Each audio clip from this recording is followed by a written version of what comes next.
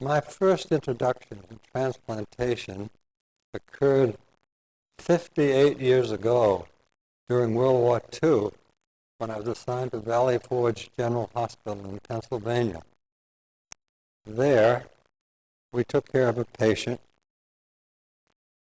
an aviator who had been burned severely flying the hump,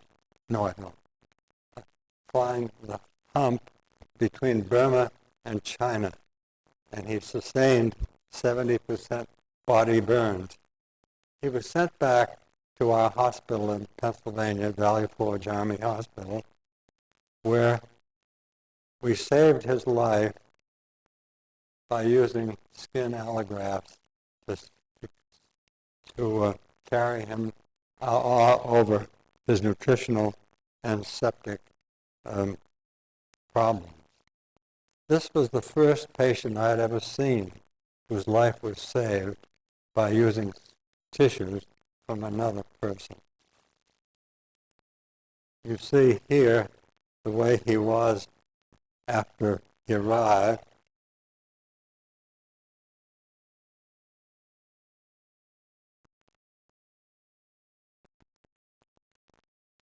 Here he is covered with allografts, the face and forehead, scalp. Oh yeah, great. And then here he is today he's my age, 83. He recovered well. He went back to flying again. He had a family. He's living in Alabama, and he's a close personal friend, as well as my introduction to transplantation. Now I want to go back one. Thank you. When I got out of the service after 3 years of active duty, I went back to the Brigham Hospital to complete my surgical residency. Dr. Thorne, who was the chief of medicine, was interested in treating end-stage renal disease. And he had asked Willem Kolff to come to the Brigham to show his artificial dialysis machine, which is what you see on the screen now. This is a rotating drum. Kolff had perfected this in the Netherlands when he was interned by the war. Thorne wanted to treat hypertension, and he thought the best way to do it was to get rid of the kidneys. They had started a kidney transplant team at the Brigham, and I joined it eagerly when I got out of the service. John Merrill and Dave Hume were already there working on medicine and surgery as part of the team. My first job, I thought, was to establish the fact that a transplant would be life-sustaining. So I did a series of autographs, solitary autographs of a kidney, and after several years we examined them and found that they had perfectly normal renal function. And the nephrologist couldn't find anything wrong with them. And here's a dog who had transplanted some 2 years before the photograph, the arterial anastomosis, venous anastomosis, and the ureter, just as Dr. Kuss and Dr. Carell had described. With these dogs showing that the result could be permanent in function, when one set of twins showed up, one dying with kidney disease and the healthy donor, we performed the same operation in humans that we had done in the dog. And here is a photograph of that first operation. I'm in the middle. Johnny Robotham and Ed Gray are my assistants. And Dr. Hartwell Harrison, who was a friend of Dr. Kuss's, was taking out the donor kidney in the adjacent operating room. We had several twin transplants come during the 50s. That first one was done in 1954. By 1957, we had had about 20 or so, and here we presented a paper before the American Surgical in that time.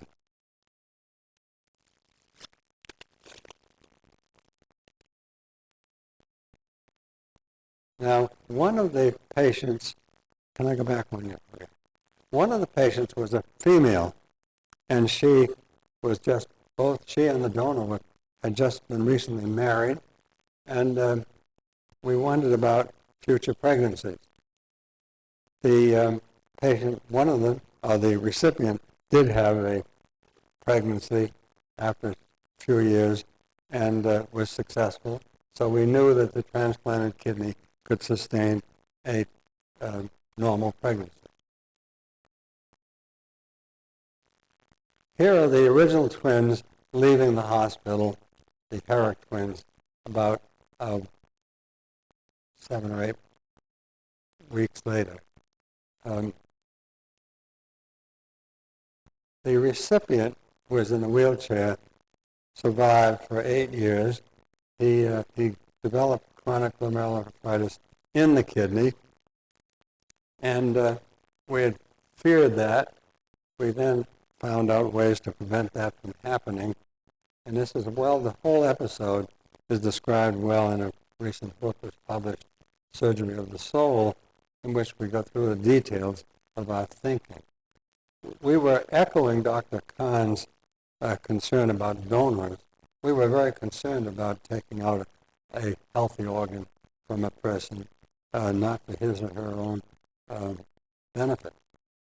But after consultation with clergy of all denominations and with physicians outside of the hospital, we decided that it was worthwhile to go ahead and remove a kidney from a healthy person. We gave it a lot of soul searching, and I really am concerned now with all of the casual nature of using living donors of all sorts in transplantation. Now, here is the female twin and the set of twins. The healthy girl is to the left, and the sick one is seated in the chair. They were operated on in May of 1956. Here they are some 45 years later.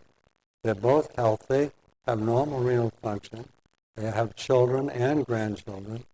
And yearly, my wife and I visit them in Texas, where we have children of our own. They're the world's longest living transplant, done in May of 1956. Now, here is a set of non-identical twins whom we operated on in January of 1959. We used sublethal total body irradiation, and they survived. The recipient is on the right, and the donor is on the left. The recipient survived for some 28 years. He did succumb to constrictive pericarditis after the 28 years, and his donor just died recently.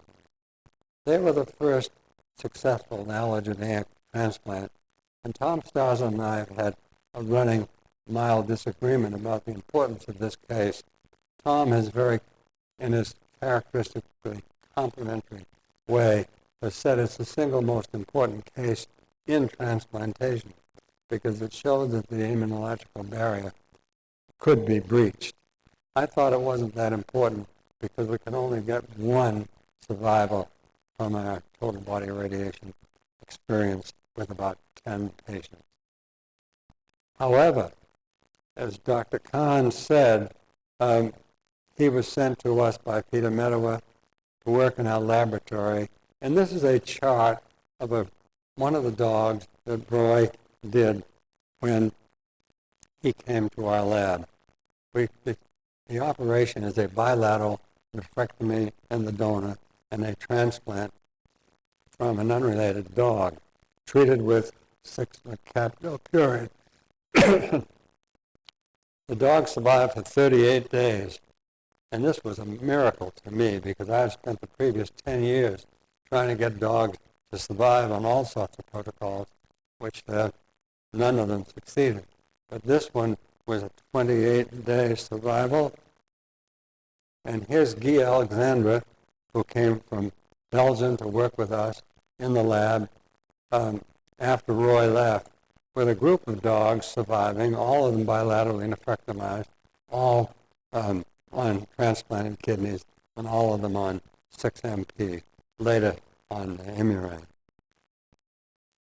And here's a dog, Lollipop, that George Hitchings and Trudy Elian were fond of. They came, Elian and Hitchings were great collaborators of ours. Roy introduced me to them, or them to us. And Roy and George Hitchings and Trudy were frequent visitors to our lab. They got to know our dogs by name. They got to know our patients. And we had a wonderful time doing all sorts of experiments, swapping kidneys back and forth, trying to figure out how long rejection occurred, how long we could keep a kidney in a dog before it was ultimately rejected. We transplanted rejecting kidneys back into the original donors and found that if we kept the kidney in the recipient more than 72 hours, we could not reverse the rejection. But under 48 hours, we could sometimes get a rejecting kidney to reverse itself. At that time, you must remember that we didn't even know the existence of T cells or B cells. We didn't even know that reversal of rejection was even possible. So in these dogs, we must have run several hundreds of them.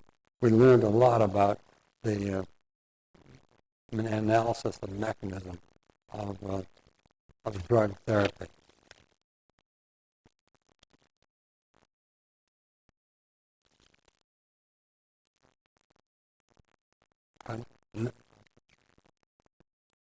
Oh yeah, thank you.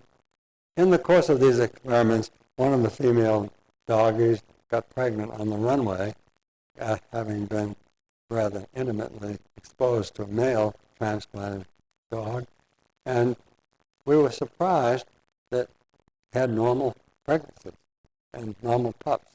So this was a bonus. We wondered whether the drug therapy would possibly cause all the offspring to be deformed, but this was the first indication that the drug-treated kidney recipient could reproduce. And we found that out in humans. I think Dave Hume was the first one to have a human kidney transplant patient have a normal pregnancy. Oh, and this is another experiment